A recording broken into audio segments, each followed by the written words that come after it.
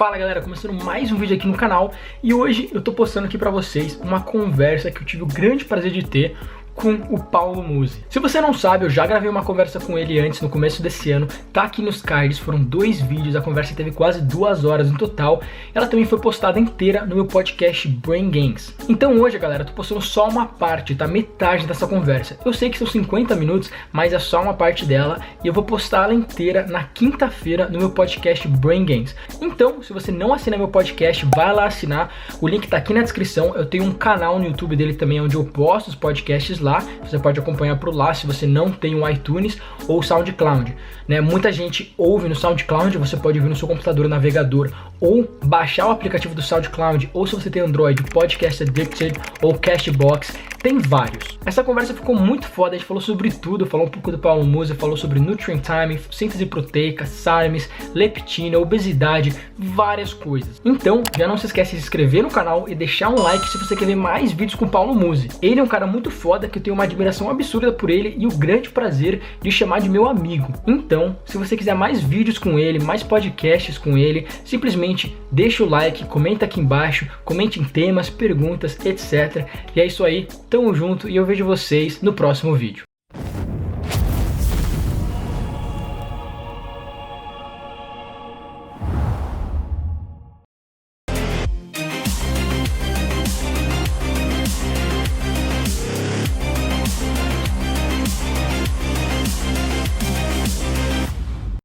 Fala galera, e meus queridos ouvintes do Brain Games, esse daqui é mais um podcast pro Brain Games com ninguém mais, ninguém menos que Paulo Musi.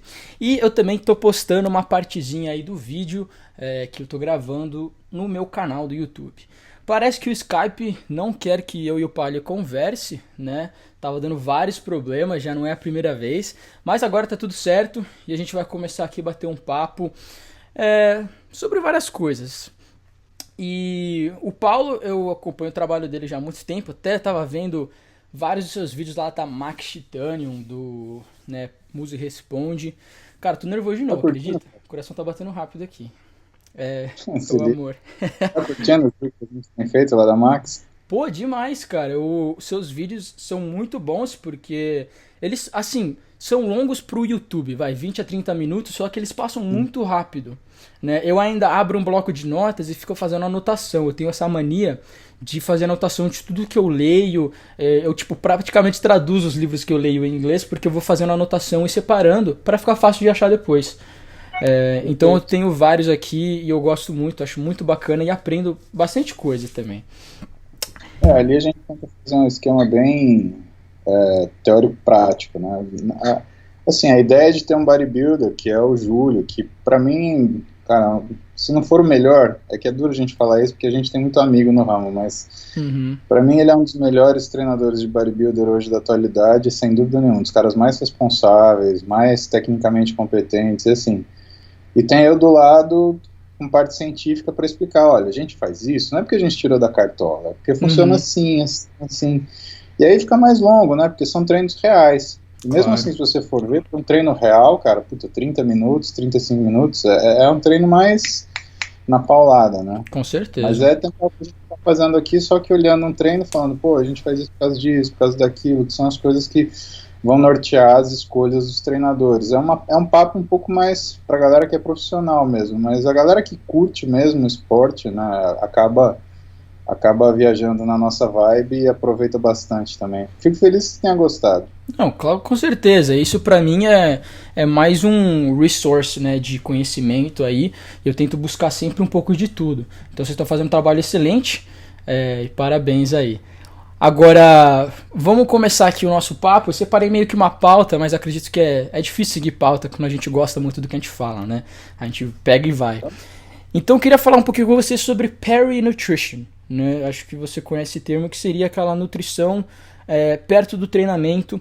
E qual que é a relevância dela? Na verdade, né, o assunto aqui, começando, seria proteína.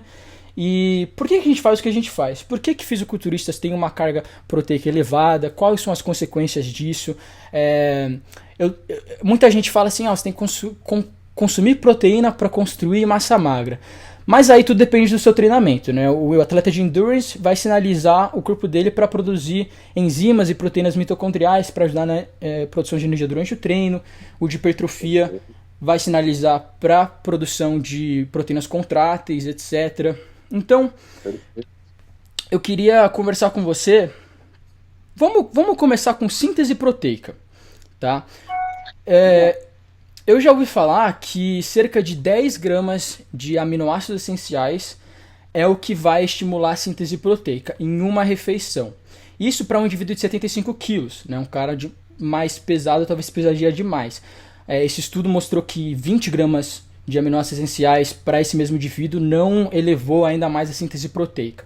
E também que a síntese proteica ela tem alguns fatores, né, que acabam causando ela. A insulina é um deles, e o níveis de aminoácidos extracelulares e não intracelular, que algumas pessoas pensam. Então eu queria que você comentasse um pouco sobre isso. Qual que é a importância da síntese proteica peri-nutrition e também quantas vezes seria o ideal a gente estimular ela durante o dia, no período de 24 horas?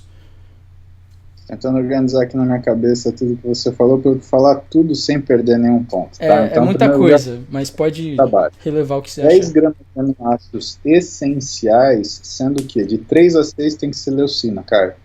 Porque assim, a leucina, ela tem um fator de elevação da insulina fisiológico que faz com que você consiga fixar esses nutrientes.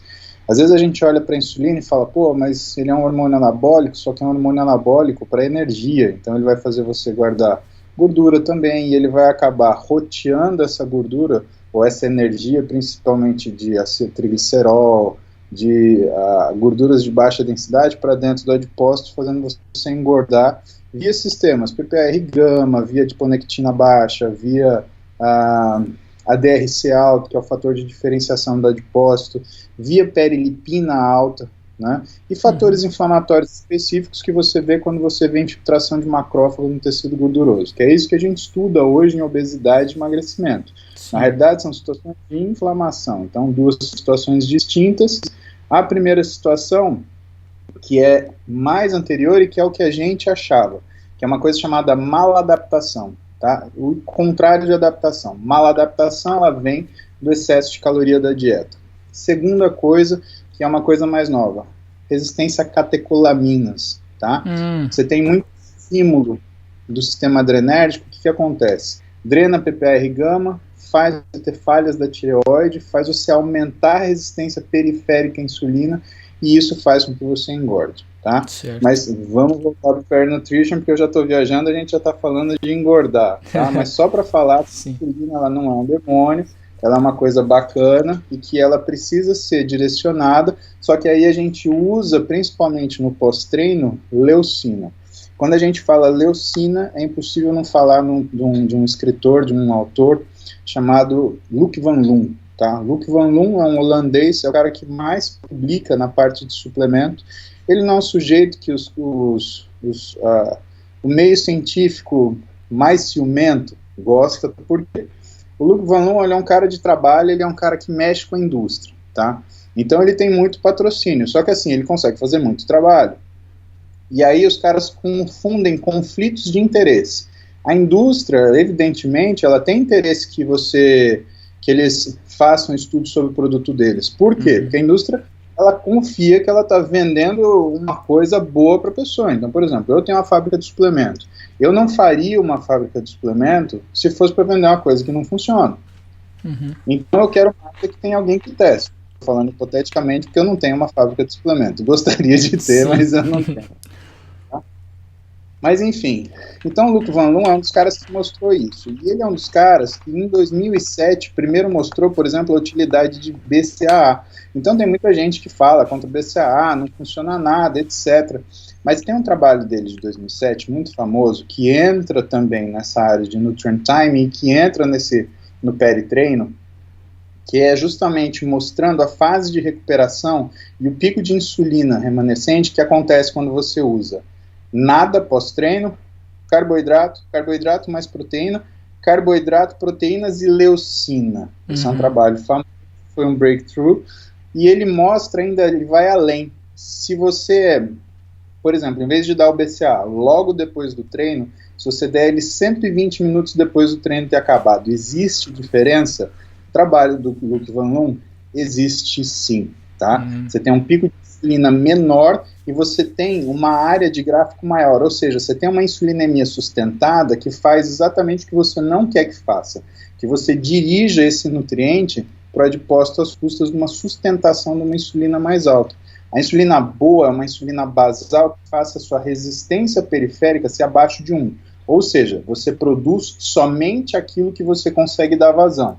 Não sobra insulina para puxar sódio em demasia, não sobra insulina para aumentar a resistência periférica, não sobra insulina para fazer efeito SOMOG à noite, por exemplo, que são hiperglicemias secundárias e hipoglicemias noturnas. Não sobra insulina para estimular o seu sistema mesolímbico a procurar alimento, fazer você ter binge, fazer com que você tenha transtornos alimentares, que também é o grande erro do cara, por exemplo, fala assim, mas eu como só carne, então minha insulina é baixa. Muito se engana. Se você olhar o índice insulinêmico do bife, né, da carne vermelha, ele é mais alto, ele é 5 vezes maior do que, por exemplo, da lentilha. Sim. E é por isso que ele come muita carne, ou ele faz essas dietas de zero carbo, bem cetogênicas, ele começa a ter binge por doce por carboidrato. Primeiro começa a ter à noite, depois no final do dia. Aí depois ele não consegue segurar mais dieta nenhuma. Eu também já vi até estudos mostrando que gêmeos que fizeram dietas altas em carboidratos e altas em gorduras, o que estava fazendo uma dieta alta em gordura e proteína estava criando uma resistência à insulina, enquanto o outro já nem tanto. Né? A resistência à insulina também ela vem muito da frutose, excesso de frutose e gorduras saturadas. Né? Exato. Legal. E assim, você tem aumento da resistência periférica à insulina, você tem produção, por exemplo, de corpos cetônicos, isso altera toda a sua dinâmica bioquímica no teu organismo. Bom, falamos do Luc Van Loon, que começou a história do Nutrient Timing, mas o Nutrient Timing, ele começa, Caio, da noção que deveria existir um fracionamento nutricional. Veja bem o que eu vou falar para você, é fracionamento, não é aumento de frequência. Por que eu estou falando isso? Porque quando começar a abordar mais forte mesmo, principalmente a questão da proteína, aí a gente está falando de Stuart Phillips 2003, tá? Ele tem um artigo falando que se você tivesse de 12 a 15%, mais de 12 a 15% do VET, do volume energético total, às custas de proteína, você corria risco, inclusive, de vida, né? Era perigoso. 2003. Tá? Recente. Acontece que o próprio Stuart Phillips, ele admitiu no grupo dele de pesquisa uma mulher chamada Louise Burke e que começou a desenhar justamente as necessidades proteicas no exercício. E a Louise Burke, o que ela fez? Ela fez um trabalho muito interessante comparando quantidades de proteína ao longo do dia. Então ela fazia 8 refeições de 10 gramas de proteína, 4 refeições de 20 gramas de proteína ou 2 refeições de 40 gramas de proteína. Ela chamou as 2 refeições de 40 gramas de bouts, chamou as 4 de 20 de timing, ou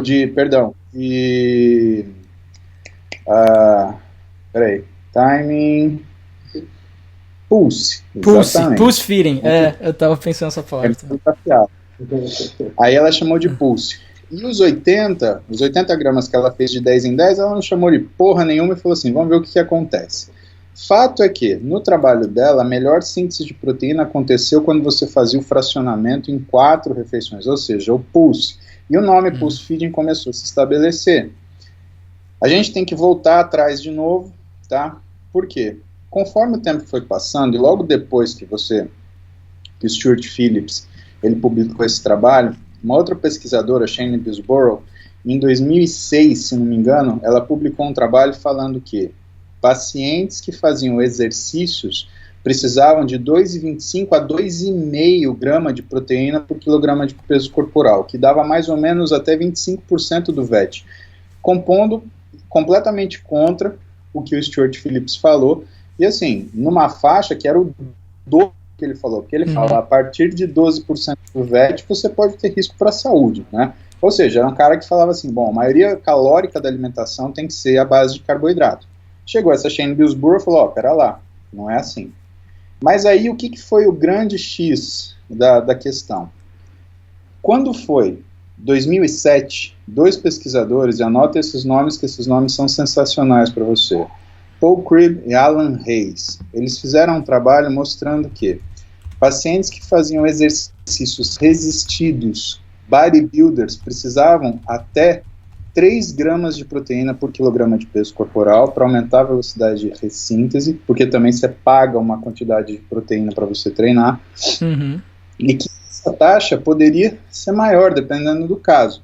O que vai de encontro com um trabalho que foi feito por um sujeito chamado José Antônio, no ISSN, International Society of Sports Nutrition, 2015 ou 2016, esse último trabalho. Procura José Antônio, você vai achar. Que ele estava falando que em exercícios resistidos indistintos, tá? Bodybuilding, crossfit, coisas do gênero, você precisa, a partir de 3, você pode precisar até 3,4 gramas de proteína por quilograma de peso corporal, se não precisar mais, dependendo do paciente. Ora, Stuart Phillips, ele deu uma parada e ele ficou uma lacuna sem falar sobre essa questão de proteína. Só que em 2004, se não me engano, ele se juntou com um sujeito chamado Rasmussen. Se você procurar Stuart Phillips e Rasmussen, você vai achar um trabalho sobre síntese de proteína e sobre o quanto você joga fora de músculo por dia. Ora, o que eles descobriram? Isso... Que você processa... Fala. Isso tem a ver com diurnal cycling? Com o quê? Tem um termo chamado diurnal cycling, que é a sua quebra e síntese de proteína durante o dia, que eles falam que é mais ou menos isso. É mais ou menos isso. Na realidade, o que eles estavam dando nome aqui, eles estavam avaliando a função do sistema de ubiquitina proteassomo, que quebra as proteínas, mesmo de longa duração, quando existe uma demanda para tal. Esse diurnal cycling, se você puder chamar assim, eu acho que esse foi um dos primeiros trabalhos que fala sobre isso, do Rasmussen e do Phillips, se não me engano, 2003 ou 2004, eu vou checar isso para você. Mas ele fala que a gente processa de 1 a 2% da nossa quantidade de massa magra por dia. Então, você pega um cara, 114 quilos, 100 quilos de massa magra. 100 quilos de massa magra, de 1 a 2%, quanto que teoricamente eu posso jogar fora de massa muscular? De 1 a 2 quilos por dia. Quer dizer que eu processo essa massa, parte eu reincorporo, parte eu jogo fora. Da forma do quê? Que a gente chama do nosso balanço de nitrogênio, ou nosso equilíbrio de nitrogênio, que é urina, ureia, ou outras perdas, porque também você não tem só músculo, você tem pele, você tem cabelo, você tem tecido de revestimento do trato gastrointestinal, que também é fundamental, e músculo, para nós, na realidade, é uma reserva de proteína dentro do que é o nosso tecido contrátil, que pode ter entre 50% e 75% de todas as proteínas que a gente tem no nosso corpo. Certo. A conversa, ela ficou mais ou menos por aí. Hoje, o que a gente sabe? Que os pacientes, ou que as pessoas, os indivíduos que fazem exercício resistido, eles desenvolvem, conforme eles vão saindo do fisiológico, porque um físico, por exemplo, de um cara que é um bodybuilder, um físico como o seu, tá? Ele é um físico suprafisiológico. Ele não é um físico que você vai encontrar alguém na rua que não treina com ele. Você pode encontrar um sujeito mesomorfo que tem uma alta quantidade de gordura e também tem uma grande quantidade de massa muscular, mas porque o perfil dele permite que haja isso. Então ele tem muita gordura, ele tem muito músculo porque ele tem muita gordura, tá? Agora, você não vai achar um sujeito como você que tem uma pele fina, tá? Uma baixa quantidade de gordura, uma alta quantidade proporcional de massa muscular para equilibrar isso daí, porque essa conta, sem que haja um estímulo externo, não fecha. Qual é o estímulo externo? O estímulo externo é justamente o treinamento, que faz você aumentar a síntese de proteína, você aumenta as reações de transaminação, que são as reações de síntese proteica, e por um acaso, você perde menos massa muscular, tá? Então, na realidade, o treino, ele não impede que você perca, ele só desacelera essa perda. Você vai ter o ganho quando você soma dieta e treino, porque aí você está pagando a conta proteica que você está gastando no treino, você está dando energia para que esse treino aconteça, você está fazendo a recuperação desse treino e dando condições para que haja adaptação, desde que o estímulo tenha sido feito de forma adequada.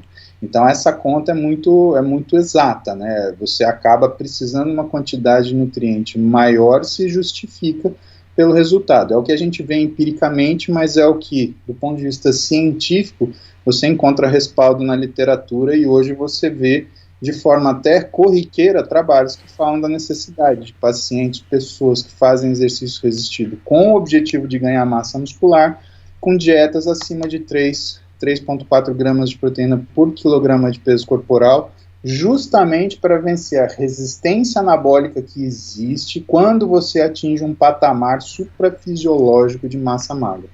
Músculo não é uma coisa que você ganha, cara, é uma coisa que você perde menos. Então, o que a gente faz? O que eu fiz ao longo da minha vida? Fui um cofrinho de guardar massa muscular. Só isso.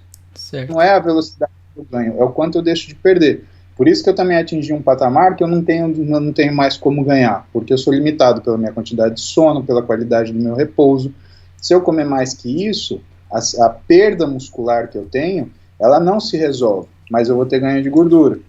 Se eu comer menos do que isso, eu faço um balanço energético negativo, eu vou ter perda de massa e perda de gordura. Então hoje eu vivo numa fase onde meu físico estabiliza, mais ou menos 114 quilos, eu vivo com um percentual de mais ou menos 9,5% de gordura pelas medições de Falcon. Legal. Falei? Não, tá ótimo, desculpa. Já deu uma aula aqui. Acho legal isso até que você falou, porque muita gente sempre tem o medo do catabolismo, né? Assim, nossa, minha refeição era 5 horas, são 5:02, eu já catabolizei por 2 minutos. Sendo que o processo de catabolismo e anabolismo, às vezes, estão constantemente acontecendo no nosso corpo. O que a gente quer é um ganho líquido de anabolismo ali, né? Ou seja, o menos catabolismo e o maior anabolismo. Então o pessoal tem que entender que é um processo natural do corpo, a gente está tentando só limitar um. E até entraria num outro assunto que eu quero falar com você, mas agora aqui do Perry Nutrition, rapidamente falando, tem um trabalho do Schoenfeld e do Alan Aragon, que é uma meta-análise, onde eles falaram que quando você controla a ingestão de proteína por 24 horas, o timing dentro de 1 hora do treino tem no máximo um benefício muito pequeno para hipertrofia, né? E eles separaram alguns estudos também e não controlaram por algumas covariáveis e não viram nenhuma diferença. Então eu queria que você falasse um pouco sobre isso também e dar a sua recomendação assim de proteína, porque eu não sei se foi você que falou, mas geralmente a recomendação fica ali 0,4, 0,5 gramas de proteína por quilo 1 ou 2 horas antes do treino, com um pouco de gordura talvez para evitar a hipoglicemia. E uma outra... Fala. Não, e a última coisa que eu ia falar é que quando você estava falando eu lembrei, só que agora eu esqueci o momento que você falou que isso me lembrou, que foi um estudo de Tipton et al., que era onde eles deram 35 gramas de sacarose mais 6 gramas de aminoácidos essenciais antes do treino, e isso teve um impacto na síntese proteica pós-treino maior do que o próprio pós-treino, porque manteve os níveis de insulina elevados por mais tempo, algo do tipo. Tá. Esse trabalho que você falou do Tipton, ele está citado no trabalho do Schoenfeld e do Aragon na página 6, bonitão, em quem o Aragon e o Schoenfeld, eles elogiam o trabalho do Tipton. Certo. Então, assim, devagar com o Schoenfeld e com o Aragon. Primeiro, deixa eu te contar uma história. Quando foi 2015, todo mundo falava em timing, e falava também em pulse feeding. Tá bom. Schoenfeld e o Aragon foram lá e fizeram um trabalho assim. O cara que comia 2 refeições por dia, o cara que comia 3 refeições por dia, o cara que comia 5 refeições por dia. E a conclusão do trabalho deles é que o cara que comia 5 refeições por dia engordava. Só que qual é o grande problema? O trabalho deles não é um trabalho de pulse. Sabe por quê? Porque pulse feeding é quando você faz a somatória total da caloria do dia e fraciona isso. Eles não controlaram por caloria 24 horas. O que eles fizeram foi um aumento de frequência de refeição. Bom, tudo que você encontrar na literatura com aumento de frequência de refeição vai dar que o sujeito ganhou gordura. Então, muita gente, quando viu esse trabalho do Schoenfeld e do Aragon, leu por cima ou leu abstract, aí saiu falando, porque quem come 5 refeições por dia vai se foder, vai pra caralho. E não é assim, meu. Lê direito essa porra. Aí, o que aconteceu? Mais tarde, saiu esse trabalho da duplinha dinâmica. E assim, você tem que ler com muito cuidado. Página 6 ainda, eles elogiam o Tipton. Eles falam que depois um pesquisador japonês, ele fez um trabalho para meio que desdizer o que o Tipton tinha dito, mas e conseguiu, de acordo com a metodologia que ele tinha colocado no trabalho, só que aí logo depois um cara que era componente do grupo de pesquisa do Tipton foi lá, fez um trabalho usando a metodologia correta e falou, fulano, Japa, é assim, eu montei aqui a mesma coisa que você, só que eu botei a metodologia direita, meu trabalho deu a favor de pulse. E aí, editar. Então isso está lá, página 6. Página 7. Os dois, eles citam um sujeito chamado Nicholas Bird. Tá? Nicholas Bird, ele é mais conhecido pelo que ele faz em estudos sobre a atividade física e modos de treinamento. Nicholas Bird, ele tem um trabalho famosíssimo de 2010, onde ele faz uma comparação a baixa carga até a falha, comparado a alta carga, só que no máximo de 1 RM. Qual dos dois dá mais muscular? Esse estudo é sensacional, tá? Ele faz você entender o que é a necessidade do seu treino. Ele ter uma alteração inflamatória, né? Ou seja, dor, rubor, calor, turgor, quando você de fato estimula a parte bioquímica do seu organismo. E ele mostra para você que peso não é tudo, e que repetição também não é tudo, que precisa haver a combinação dos dois, porque a somatória daquilo que a gente chama de hipertrofia sarcoplasmática mais hipertrofia miofibrilar, aí, para a galera que não é do estudo direto aqui, hipertrofia sarcoplasmática, quando você aumenta o volume do conteúdo energético da célula. A hipertrofia miofibrilar é um músculo de verdade, tá? Então, é um músculo sólido, proteína, é o que é a proteína muscular. Então, o Nicholas Bird, ele fez esse trabalho, Caio, e aí, assim, ele começou a mexer e começou a arrumar para essa parte do nutriente. E, de novo, o Aragon Schoenfeld foi em cima dele. Por quê? Porque ele tem um trabalho de timing muito bom e fez uma referência elogiosa para ele. O que ele faltou? Quem que mais ele elogiou aí e que foi sensacional? Que é engraçado, porque quando você faz um trabalho para meter o pau no Nutrient Time, você não cita os caras que estão fazendo uma metodologia boa. O que eu achei elegante da parte deles, né? Porque falou assim, o cara fez um trabalho bom, assim, assado. Normalmente, a galera fala anarquia, né? Bom, ele cita Paul Cribb e Alan Hayes, tá? Paul Cribb e Alan Hayes, eles têm um trabalho um pouco anterior, se não me engano, 2008 ou 2009, onde eles falam o seguinte, bom, vamos pegar uma quantidade de whey pré-estabelecida, e aí eu vou pegar esse whey e vou distribuir de duas formas. A primeira forma eu vou dar antes e depois do treino. A segunda forma eu vou dar de manhã e de noite. E vamos comparar. Se o whey for só comida, então antes e depois do treino vai ser igual o resultado de manhã e de noite, correto? Pois é. Foi o que aconteceu. Quem tomava whey antes e depois do treino tinha mais hipertrofia, né? Só que aí a gente tem que ver uma coisa muito importante, porque eu costumo defender que a sua capacidade física, ou a sua qualidade física, na realidade ela é oriunda da sua capacidade física. Então o seu físico, ele se parece com aquilo que você é capaz de fazer. Certo. Então se eu consigo fazer 300 watts na sala de peso, eu tenho um físico. Quando eu conseguir fazer 1000 watts, terei um físico diferenciado, tá?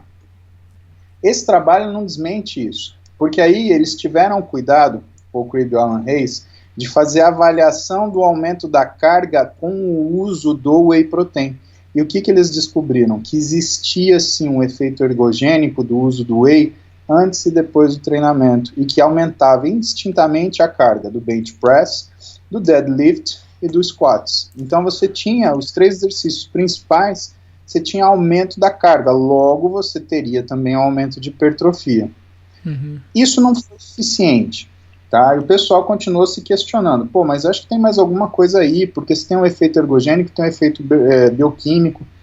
Pois bem, aí um pesquisador chamado J. Rumi, ele faz uma pesquisa, só que ele fala assim, eu vou dar meio grama de whey por quilograma de peso corporal antes do treino, e eu vou observar bioquimicamente o que acontece nas vias de fosforilização e principalmente na liberação da miostatina. O que o Rumi encontrou?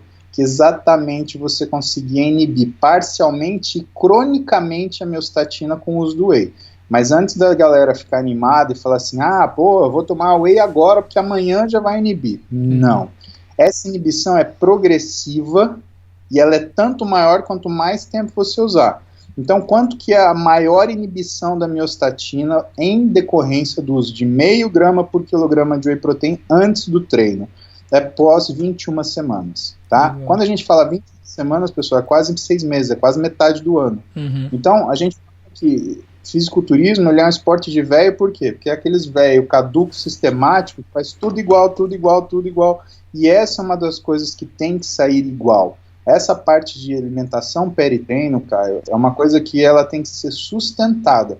Não é uma coisa que você faz uma vez e você tem um ganho. A única coisa que você faz, assim, esporadicamente, que você nota uma diferença na capacidade física, aí são o uso dos estimulantes, que a galera costuma chamar de termogênico, mas que eu acho totalmente errado, porque termogênese é uma coisa que você faz, e não que você toma alguma coisa para fazer. Certo. Tá? Então, quando você usa um estimulante, você aumenta artificialmente sua capacidade de treino, só que você tem que lembrar algumas coisas. Primeiro, todos os estimulantes, eles são meio que baseados, ou eles têm em suas composições xantinas. Todas as xantinas, elas provocam um efeito adrenérgico. Só que quando você provoca um efeito adrenérgico artificial, e principalmente numa saturação alta de xantina, você cria algumas situações.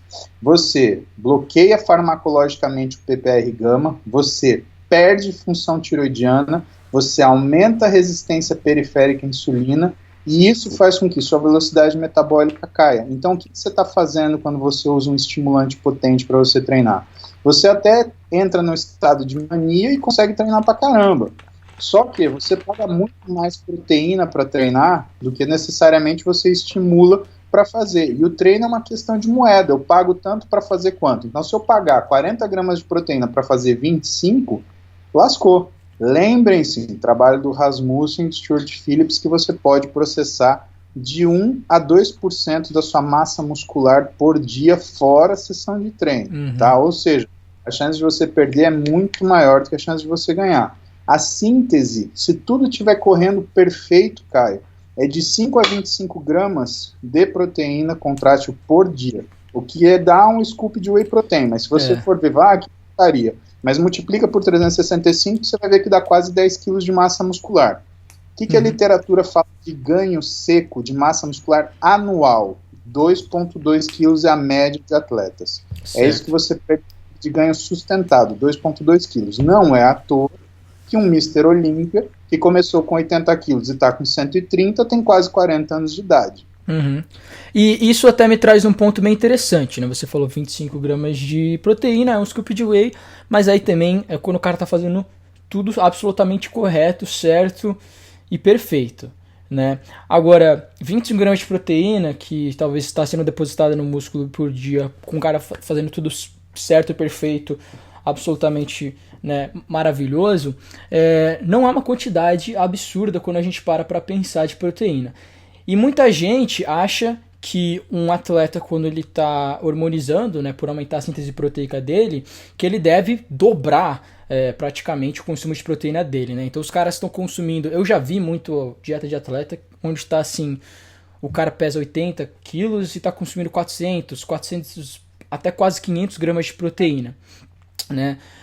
Aonde, na minha concepção, até mesmo pelo que você falou do que a gente consegue gerar, é claro que a gente precisa de uma certa quantidade de proteína para funções de outros tecidos do corpo, uma para aumentar a síntese proteica e a outra para que essa síntese proteica, né, faça o que tem que fazer. Então, eu gosto muito quando você separa os caras entre hormonizados e não hormonizados, porque me dá a oportunidade de falar algumas coisas importantes. Certo. Essa questão da resistência anabólica é uma das coisas mais importantes. O que é que acontece com o cara hormonizado, Caio? Ele perde menos, tá? Só que o cara hormonizado, ele também tem um aumento da função da glicogênese sintetase, então ele acaba tendo uma hipertrofia sarcoplasmática um pouco mais exuberante. Por isso que parece que ele está sempre cheio, porque você olha para um cara que não usa hormônio, ele vai ter aí hormônio ou derivados de hormônio, tá? Porque, por exemplo, esteroide anabolizante, ele não é um hormônio. O hormônio é testosterona, é estradiol, é progesterona, isso são hormônios. Agora, quando você vê drogas, estanozolol, oxandrolona, etc., eles são esteroides anabolizantes, e eu gosto de falar o nome certo. Imagina trocar o nome da sua namorada, então não troca o nome dessas coisas, que é muito feio, tá? Certo. Então, assim, quando você tem essa classe de medicação, aí a gente tem que estudar uma outra classe de trabalhos, tá? Porque os esteroides anabolizantes, eles também trabalham na perda, eles não trabalham na síntese. O quanto você consegue sintetizar, ele só é favorecido porque a perda é menor. Então, aonde você vai ver, por exemplo, estudos sobre perda de massa muscular? Você vai ver em caras que escrevem sobre sarcopenia, caquexia. Então, por exemplo, hoje, que deve ser alguma coisa que está em mania aí nos Estados Unidos, são os moduladores de receptores androgênicos, os SARMs. Exatamente. O cara que mais estudou SARM na atualidade é um cara que quer usar o SARM justamente em câncer, né? E que são as doenças que são espoliantes terminais, tá? Aonde existe uma contraindicação relativa para você usar o esteroide anabolizante, porque você não sabe o quanto você pode estimular uma célula ali, dependendo do tipo de câncer. Alguns cânceres, principalmente, que são responsivos ao hormônio, então câncer de próstata, câncer de mama. Apesar de que eu já vi trabalho escrito sobre reposição hormonal em pacientes com câncer de mama, que a gente chama de Gleason 6, 3+3, tá? É um tipo específico de câncer, tá? Mas vamos deixar de lado. Carol Dalton, tá? Ele estuda isso e ele mostra o quê? Ele mostra justamente essa capacidade espoliante que é inibida pelo esteroide ou pelo modulador de receptor androgênico. E tudo que a gente observa desses trabalhos que tratam disso, o que eles mostram? Eles mostram que existe uma exacerbação da ação bioquímica da testosterona nessa área. Como que a testosterona funciona? A parte principal dela é pela inibição da miostatina. Então a testosterona inibe a miostatina e normalmente a miostatina ela inibe a via do AKT. O que é esse AKT? É uma via metabólica síntese de proteína que faz com que você tenha migração de mionúcleo para você poder fazer mioblasto e síntese muscular. Então quando você tem uma testosterona normal e não necessariamente uma testosterona suprafisiológica vai ter uma capacidade anabólica maior, por quê? Porque a testosterona é um esteroide que tem uma razão androgênica anabólica de 1:1. Tudo que ela faz de anabolizante, ela faz de androgênico. Ou seja, para você ter o efeito que você quer, você vai ter o efeito que você não quer, tá? Ou 100% de efeito colateral, tá? Mas nessa situação, tanto bom quanto ruim você vai ter, é efeito colateral. Mas nessa situação, o que acontece? O que você começa a enxergar? Que quando você tem uma quantidade suprafisiológica de testosterona, ela não é necessariamente segurança de que você não vai perder massa muscular. O fato é que quando você não tem testosterona, a via do AKT é diminuída, você tem aumento da expressão de miostatina, isso faz com que você tenha uma perda maior de massa muscular, principalmente quando você treina. Então é o cara que destrói com facilidade a massa. Vamos dar um exemplo desse sujeito. É o sujeito iniciante, é o cara que acabou de começar a treinar. Esse cara que acabou de começar a treinar, ele normalmente, não é que ele tem uma resistência anabólica, é que ele tem uma capacidade de sustentar uma recuperação física que às vezes não está associada à capacidade de realizar atividade física. Então entra naquilo que a gente estava falando. O cara paga 50 gramas de proteína para treinar para ganhar 20. Certo. Então, nessas situações, a gente vê essa adequação. Muito do que a gente percebe na maturidade atlética do indivíduo, quando ele já se torna um competidor e quando ele já pega o ritmo do funcionamento do organismo dele, a gente nota que, na realidade, ele entende que é o ponto ótimo dele. E você começa a entender que ele atinge o limite, mas ele não fica mastigando o músculo no treino. Ele vai, bate no que é necessário, estimula e ele percebe essa condição e fala, não, meu treino acabou aqui. Porque ele é capaz de saber o quanto ele precisa de treino para ter o resultado que ele quer. É que isso é mais evidente quando a gente vê no pré-contest, então os caras são mais cuidadosos no treino, você percebe que são treinos mais rápidos, mais intensos. Mas existe isso também no off-season. Legal. Nossa, o que a gente tá falando mesmo? Viajei pra caramba. Caraca, até eu esqueci. Mas uma coisa até que você falou, que estava até um pouco na pauta, eu até ia falar de outras coisas, mas vamos aqui. A razão P, que é esse negócio de você gastar 50 para ganhar 20, né? Que tem muito a ver com o calorie partitioning, né? Onde uma razão P alta significa que você usou muita proteína e pouca gordura num cut, por exemplo, né? No déficit calórico. É a pior eficiência de queima de gordura. Agora, a proteína nessa fase, ela tem uma função importante, que é fazer com que você tenha uma espoliação menor. Então, muitas vezes você não consegue fazer um déficit calórico muito grande, mas você consegue fazer uma resposta a esse processo de emagrecimento, principalmente, mais eficiente. Porque senão você está criando, na realidade, uma desnutrição programada que vai fazer um efeito espoliativo. É o que essa galera faz. Ah, perdi peso pra caramba, puta, foi um sucesso. Não, foi um fracasso. Você jogou massa muscular pra cacete. É capaz de você ter perdido 5 kg de massa muscular para jogar 1 kg de gordura. Isso quando não é 5 kg de massa muscular para jogar 1 kg d'água e nada de gordura. Sim. Também acontece. E você acha que esse negócio da razão P e etc., o que eu li muito é que tem muito a ver também com a sua resistência à insulina e também talvez à leptina. Então, seria um assunto que eu queria conversar com você. Como é que a gente pode, em indivíduos aqui, vamos falar, naturais, como é que a gente pode melhorar nossa resistência à insulina, talvez? Eu sei que é muito difícil, grande parte disso é genética, né? Mas, por exemplo, não sei se eu estou certo, se manter em uma dieta de alto carboidrato por muito tempo, isso pode causar uma resistência à leptina?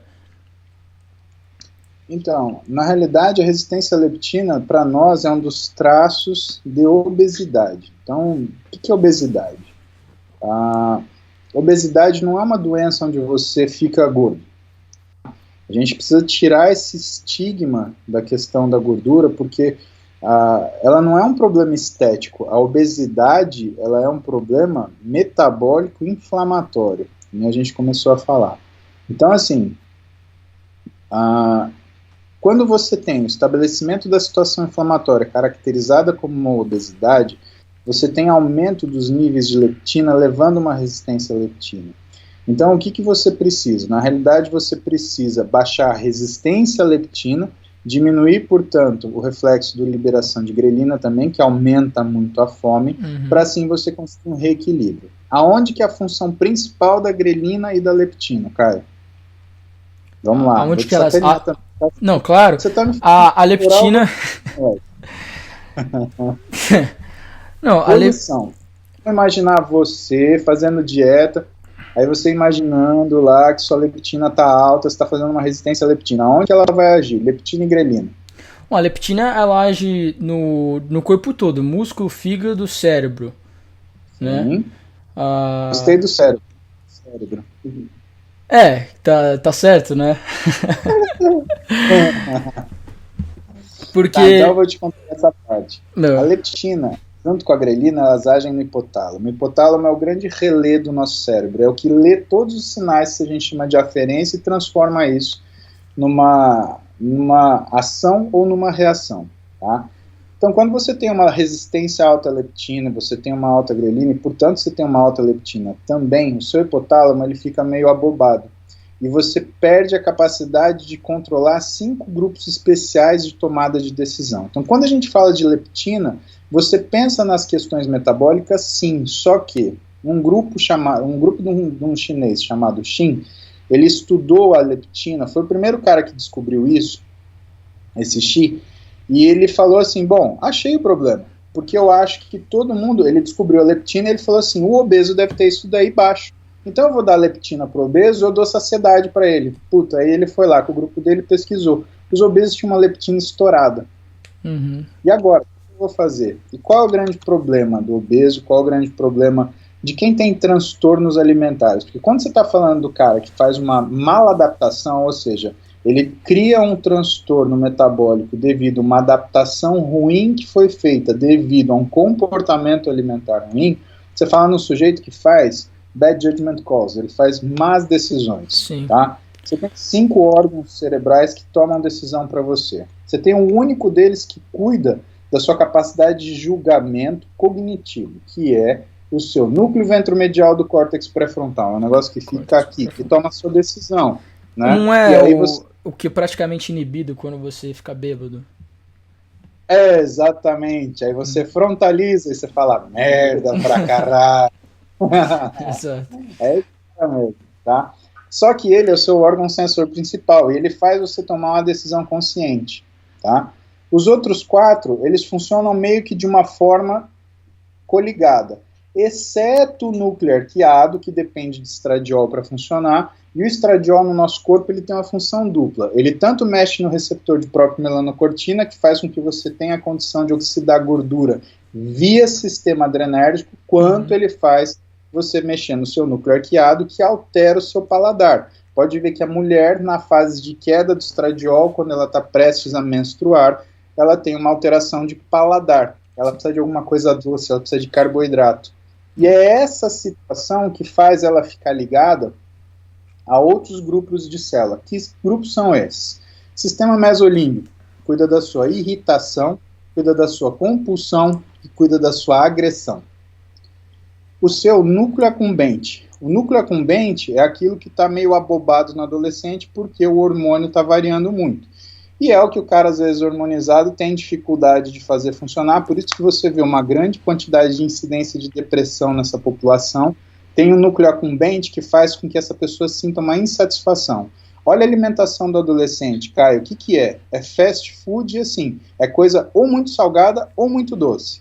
Como é que é a música do adolescente? Ou é aquela música sofrência que o cara quer se jogar da ponte, ou então aquela barulheira infernal que você quer jogar ele da ponte de tanta raiva que você fica com aquela gritaria.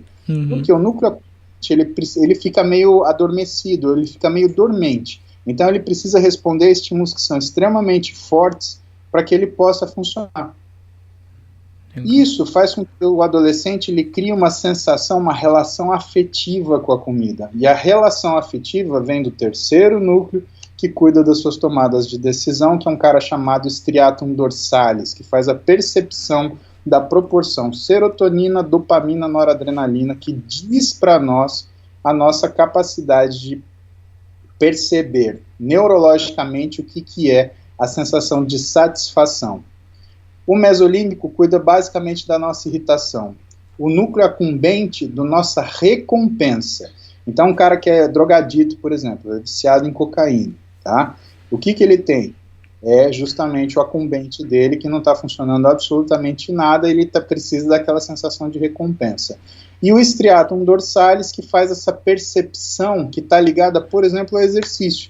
Por que exercício é importante para o cara que faz dieta, meu? Porque justamente ele modifica a proporção serotonina, noradrenalina e dopamina, fazendo com que você tenha uma reorganização do seu striatum dorsalis, uma mensagem de satisfação para o seu núcleo acumbente, que faz você desligar o seu mesolímbico e faz você não ter nenhum tipo de alteração relativa a um transtorno alimentar. Por exemplo, quando esse é o problema a ser reajustado. Esses 4 órgãos, eles são órgãos de defesa, cara, eles não são ruins, né? Eles funcionam meio que se contrapondo àquilo que é a nossa função cognitiva principal, que é determinada pelo seu núcleo ventromedial do córtex pré-frontal. Por quê? Se você pega, por exemplo, um obeso, quando ele começa a querer fazer algum tipo de dieta, que dieta que ele sabe fazer? Ficar sem comer. Aí ele não toma café, não almoça, ele fala assim, mas agora é 5 da tarde, legal. Vou lá na padaria, eu como um franguinho, um pouquinho de salada, aí vai dar certo. Quando o sujeito entra na padaria, que ele olha aquela vitrine cheia de doce, cheia de comida, o bicho começa a tremer, a babar. Essa hora, ele sente a fome, o déficit energético e o núcleo ventromedial dele desliga, porque o corpo dele já está em situação de emergência. Ele está quando ele senta para comer, ele abre a porteira. Uma coisa... O que acontece? Ele come tudo que está pela frente e aí depois ele deixa de comer o que ele precisa. Fala. Uma coisa que eu fiquei sabendo é que quando você entra em déficit calórico, seus níveis de leptina têm uma adaptação muito rápida, né? Você pode ter uma semana só de déficit calórico e ter uma queda de até 50% de leptina. E a leptina, como a gente está falando, é um dos principais sinais que o cérebro recebe de quanta energia o seu corpo tem, né, e quanto você está comendo. Então, quando você está comendo pouco, você vai querer comer mais, né? A leptina vai te fazer querer comer mais. E por isso que eu acho que ela é um hormônio que a gente fala assim, se a gente conseguisse manipular ela, seria a droga perfeita para um cutting, por exemplo, né? Porque a gente é muito mais influenciado por ela com níveis baixos do que com níveis elevados, né? Então, quando a gente... Esse é o problema que, por exemplo, na obesidade você tem altos níveis de leptina, tá? Mas você tem altos níveis de grelina também. Então, na realidade, o que a gente tem percebido dia após dia? Cause you were my baby, but baby, that we were not ready to meet. I'll never forgot how you left me, forgot how we let things go, forgot how you felt inside, forgot how you stole my life, remember you held me